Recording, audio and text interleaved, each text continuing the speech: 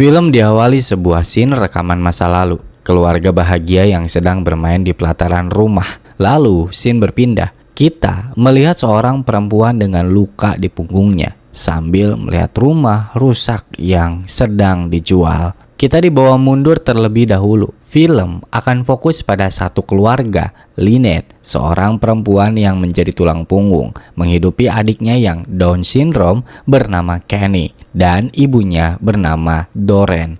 Rumah yang kita lihat di awal tadi adalah rumah yang ditinggali oleh Lynette. Keadaan negara dan mereka sedang tidak baik-baik saja. Lynette terancam akan diusir dari rumahnya karena telah menunggak selama 7 minggu. Sedangkan Amerika kondisinya sekarang sedang dalam masalah ekonomi. Banyak homeless dan sulitnya mendapatkan pekerjaan, juga upahnya tak menutup biaya kehidupan sehari-hari. Di pagi itu, Lynette pergi bersama Kenny. Lynette pergi bekerja di pabrik roti, sedangkan Kenny menunggu di lobi. Setelah selesai bekerja di pabrik roti, Lynette pergi kuliah. Ia membawa Kenny ke dalam kelas dan membuat kegaduhan, sehingga Lynette ditegur dan Kenny tidak diperbolehkan dibawa masuk lagi ke kelas ke depannya. Sepulangnya dari kampus, Lynette dan Kenny ke kantor pengacara menemui David. David ini adalah agen properti. Rumah yang ditinggali oleh Lynette adalah milik David. Lynette berencana akan membeli rumah itu, bukan lagi menyewanya. David menyerahkan masalah ini kepada Mike. Sebagai pengacara David, Mike meminta kepada Lynette untuk mendatangkan Doreen karena dia juga harus menandatangani surat-surat. Lynette pun menelpon ibunya. Tapi tanggapannya itu malah buruk banget. Dia bilang dia tidak bisa datang. Doreen katanya sedang sibuk. Gak jelas dia sedang sibuk apa. Gak bilang juga lagi ngapain. Entahlah. Tapi yang pasti dia buru-buru menutup teleponnya. Lynette dan Kenny pun pulang karena tidak memenuhi syarat. Tak lama Doreen datang pulang dengan membawa mobil baru yang baru saja ia beli secara kredit dengan DP $25.000, yang dimana uang tersebut seharusnya menjadi DP rumah. Doreen malah untuk DP mobil. Perdebatan pun terjadi di antara mereka. Lynette ingin mendapatkan rumah dan tempat tinggal yang layak untuk adiknya, tapi sepertinya Doreen tidak begitu peduli dengan rumah. Dia rela akan tinggal di dalam mobil sepanjang hidupnya daripada membeli rumah. Tapi Lynette tidak berpikir ke situ. Untuk dirinya sendiri mungkin tidak masalah menjadi homeless, hidup dalam mobil, tapi untuk Kenny ini menjadi masalah. Jika sampai Lynette atau Doreen tidak memiliki rumah, maka Kenny akan diambil alih oleh dinas sosial. Lynette meminta kepada ibunya untuk memberikan kunci mobil barunya, tapi Doreen terus menolak permintaan dari Lynette. Dia nggak peduli, malahan dia mengajak jalan-jalan Kenny keluar. Whose car? Mine. How much was that? I put 25 down. That money's for the You know what? I'm house. gonna go inside. He's gonna take the other offer tomorrow. Do you understand cannot. that? Just give me the keys. Give me the fucking. You want to buy Kenny the will go house, back in that care sweetheart? home.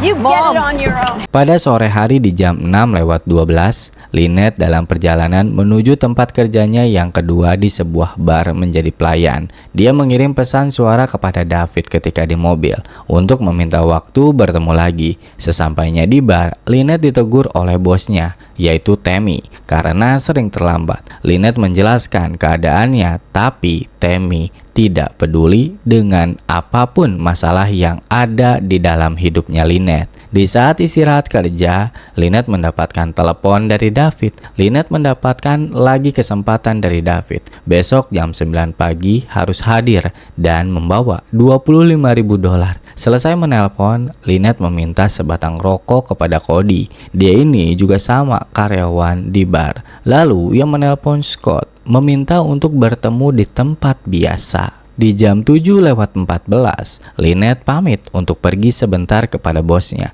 Meskipun dia ditolak, dia tetap pergi. Alasannya menjemput Kenny. Padahal ia menemui Scott di hotel. Scott ini bisa dibilang sugar daddy-nya Lynette. Di awal pertemuan ini, Lynette menjelaskan maksudnya untuk bertemu. Dia berniat meminjam uang sebesar $25.000.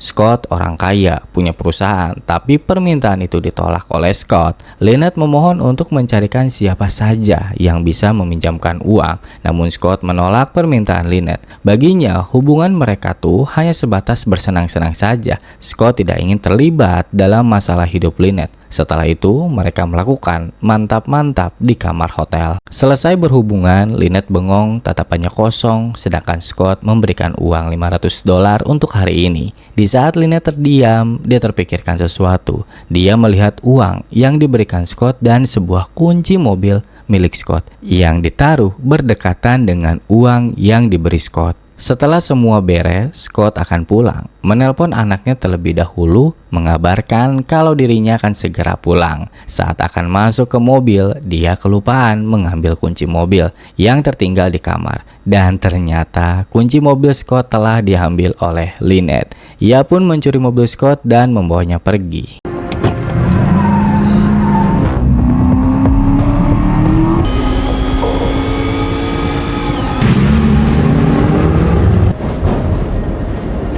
Lynette memarkir mobil Scott di bawah jembatan dengan pintu terbuka secara sengaja. Scott sadar siapa yang mengambil mobilnya. Dia mengirim pesan suara kepada Lynette meminta untuk mengembalikan mobilnya. Tapi Lynette tak menggubris pesan itu. Di jam 9 malam, Lynette pergi menemui temannya yaitu Gloria yang tinggal di apartemen mewah milik pacarnya yang suami orang bernama Robert. Gloria dulunya hidup menggembel, pernah dipenjara sebelum menjadi pelakor sukses seperti sekarang. Kedatangan Lynette ke sini untuk menagih hutang yang Gloria pinjam dulu sebesar $3.000.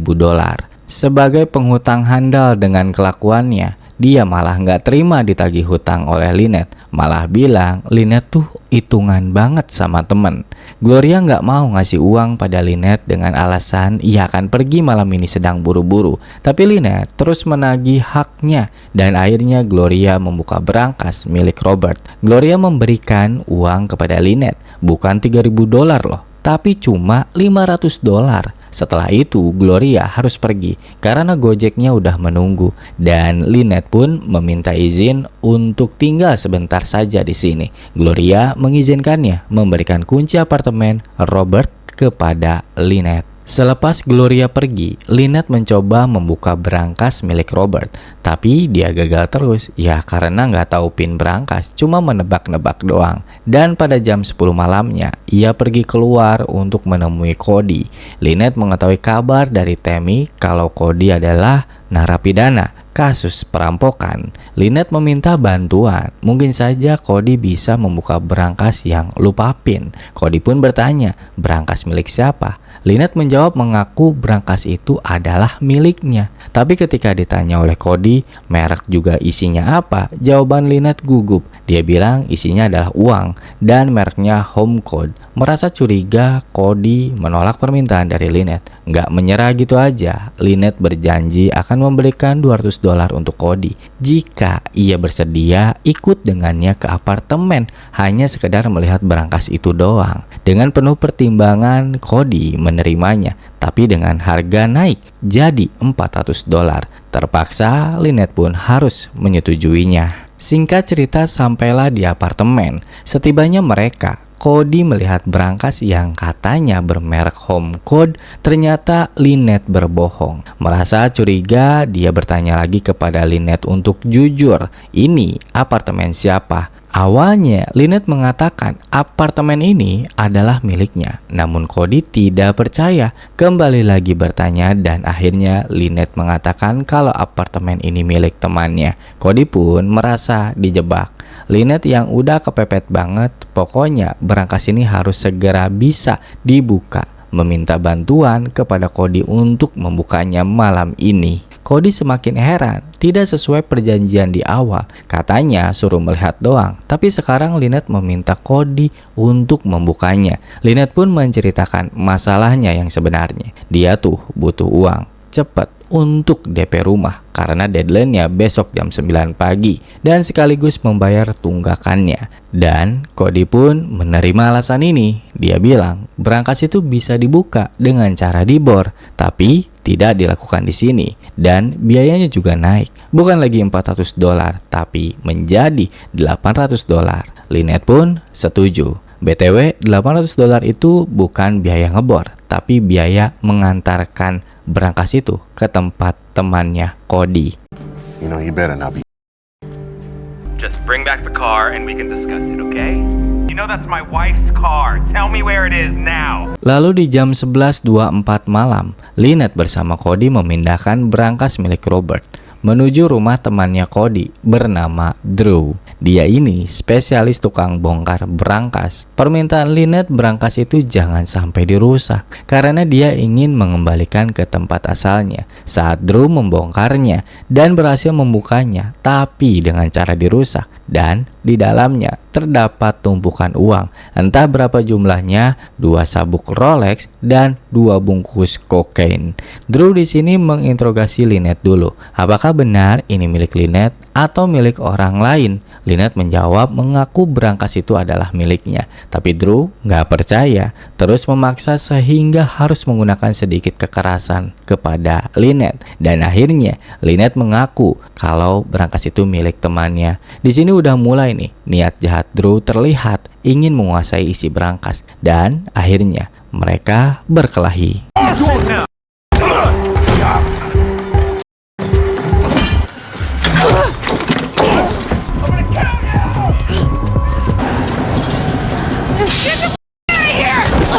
Lynette kabur melalui pintu belakang dan beruntungnya Cody juga berhasil kabur, bisa membawa mobil Lynette. Mereka berdua berhasil lolos dari masalah barusan. Lynette dan Cody menepi untuk ngobrol dan menghitung hasil. Di sini akhirnya Lynette terbuka kepada Cody. Dia menceritakan berangkas itu adalah miliknya Robert, seorang politisi, dan pastinya berangkas itu tidak akan dicari olehnya karena berisikan kokain. Lalu Lynette bertanya, kenapa Cody dulu bisa dipenjara? Dia bilang dia telah dijebak oleh seorang gadis saat merampok. Tidak detail ceritanya, cuma Cody merasa mengulang ceritanya di masa lalu. Setelah itu Lynette menghitung uang, totalnya $19.000, yang artinya Lynette masih butuh $4.000 lagi untuk mencapai angka di $25.000. Setelah menghitung uang, tidak ada niatan Lynette membayar rupanya Cody di sini ternyata.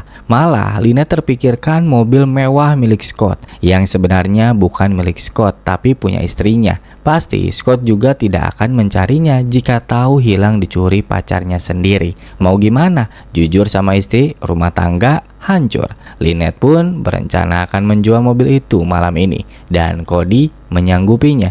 Dia akan membeli mobilnya dengan harga $4.000 saja, asal Lynette tidak bohong. Tiba-tiba ada telepon dari Doreen.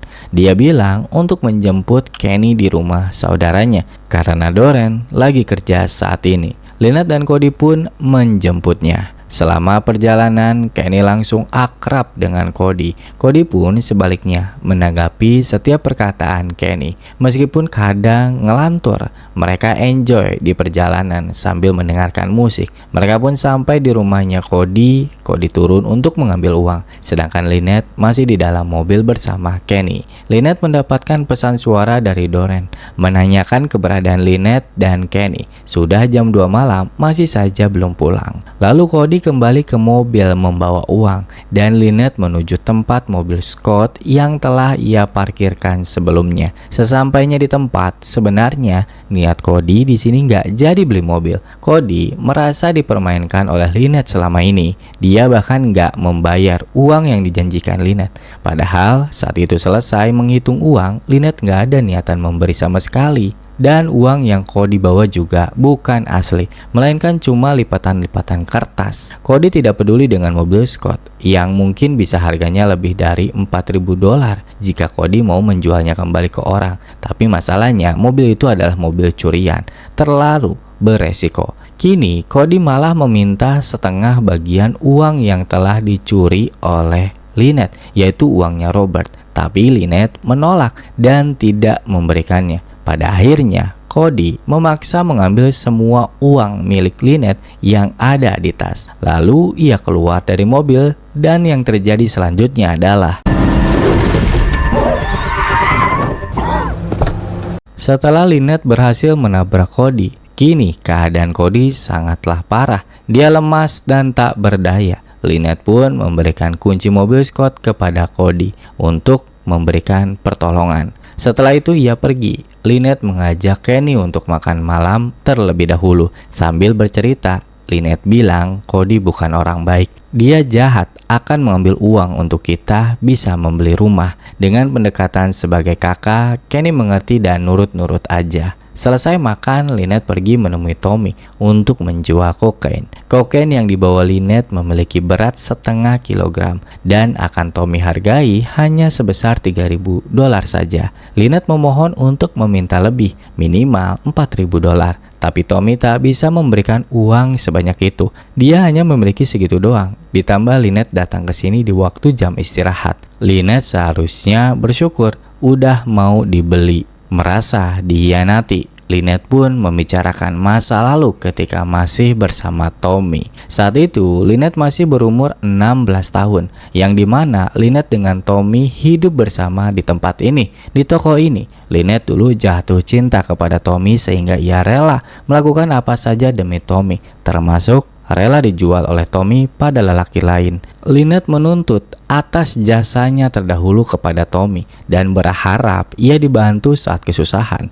Namun Tommy tetap pada pendiriannya dan tak ingin disangkut pautkan dengan masa lalu. Jika memang Lynette membutuhkan uang, dia bisa menjual kokain ini kepada temannya Tommy, yaitu Blake, yang tinggal di Meadow Vale dekat bukit. Karena butuh, Lynette pun meminta alamat rumah Blake. Kini waktu menunjukkan jam 3 pagi. Lynette masih membawa adiknya menuju rumah Blake. Sesampainya di sana, ternyata tempatnya cukup luas dan isinya adalah tempat hiburan malam. Ada perjudian dan perkumpulan orang-orang berpesta. Lynette pergi ke ruangan Blake hanya berdua. Tawar-menawar terjadi. Awalnya, Blake menawar kokain itu seharga $2.000.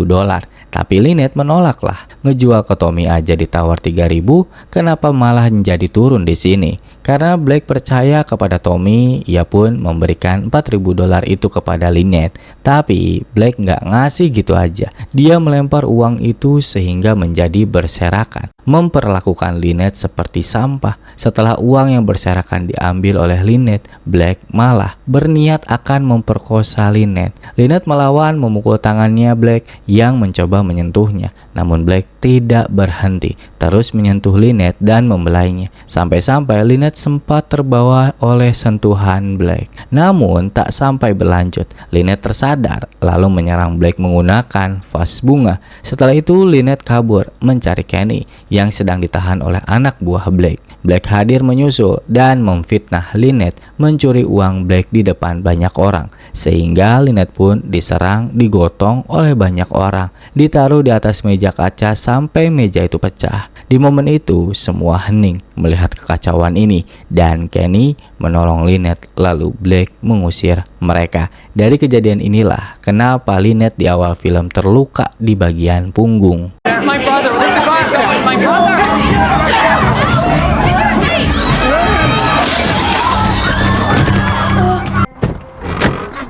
Mereka pun melanjutkan perjalanan pulang dan sesampainya di rumah, matahari sudah menunjukkan sinarnya. Doreen melihat Lynette yang sedang membereskan uang dan luka di punggung Lynette. Pertanyaan yang muncul dalam pikirannya adalah, kemana aja semalam? Lynette tak menjawab, dia hanya bilang, aku berhasil mendapatkan uang $25 untuk membeli rumah ini. Setelah itu, Doreen membantu membersihkan luka anaknya. Sambil ngobrol, Doreen mengungkapkan, dia sebenarnya tidak ingin tinggal di rumah ini. Baginya tempat ini terlalu banyak kenangan. Sebelum suaminya yaitu ayah dari Lynette dan Kenny pergi meninggalkan keluarganya sendiri. Alasan Doreen memakai uang DP tersebut bukan tanpa alasan. Dia tidak ingin tinggal di sini. Tapi Lynette masih terus berusaha memperjuangkan rumah yang dulu di mana mereka tumbuh. Dia ingin tetap tinggal di sini, tempat di mana saat ia tumbuh sebelum dewasa, ia meninggalkan keluarganya sendiri, hidup dengan Tommy. Perjuangan ini bagi Lynette sebagai bentuk membalas atas perlakuannya ketika masih labil. Tapi Doreen tetap tidak ingin tinggal di sini. Bahkan Doreen telah membeli rumah di tempat lain. Dan yang paling menyakitkan, Doreen sebenarnya tak ingin hidup bersama dengan Lynette. Dia sudah kecewa atas pelakuan Lynette dulu, meninggalkan Doreen sendiri mengurus Kenny. Bahkan Doreen sudah menghapus nama Lynette dari kartu keluarga dan akan pindah ke rumah baru hanya berdua bersama Kenny. I hate this house. I would like to burn it down. You just don't want to live with me. That's what it is. And he's gonna come with me. Kenny's not gonna go with you. He's afraid Yes, of he you. is. I have been taking care of Kenny his entire life. When you ran away and moved in with Tommy, you can keep blaming me, but you're a grown woman now. I made plans with Mona. Kenny and I move in there next week. Dengan berat hati, kenyataannya meskipun pahit, Lynette harus terima. Saat ia ke kamar, David mengirim pesan suara. Dia bilang janji bertemu hari ini dibatalkan karena David sudah mendapatkan pembeli yang lebih menguntungkan. Pada akhirnya, Lynette mengemas barangnya, pamitan kepada Kenny yang sangat ia sayangi. Begitupun Kenny kepada Lynette. Lynette tak bilang dia mau pergi kemana, tapi ia berjanji akan menemui Kenny sesering mungkin. Lynette pergi meninggalkan surat dan uang yang semalam ia telah kumpulkan. Kini hidup Lynette sendiri hanya bermodalkan mobilnya dan akan memulainya kembali dari nol. Film pun tamat.